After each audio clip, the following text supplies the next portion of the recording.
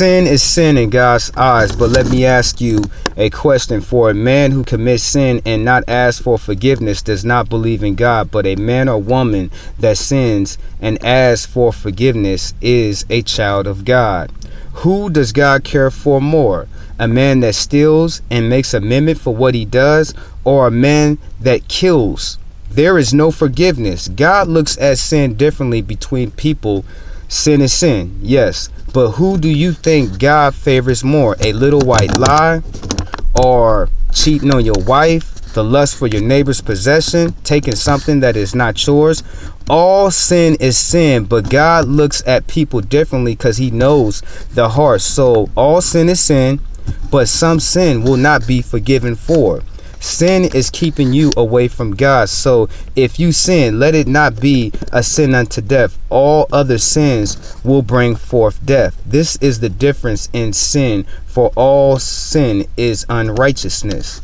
So think about that. I really mean that. I really mean this, family. There is a difference in between sin. All sin is sin. I'm not here to say that sin, oh, you did something little, so that's not sin. It's still sin. It's still sin. But some people ask for forgiveness of their sin. Some people don't. You know what I'm saying? They don't ask for forgiveness and they give in to more of their sin. But it's a certain types of sin that cannot be forgiven and will lead directly to death.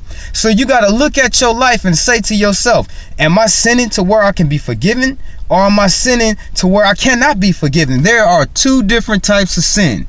All sin is bad, but there is a difference in sin. And you got to ask yourself in your life, which of these sins am I doing? Will I be forgiven? Will I have the right to be forgiven?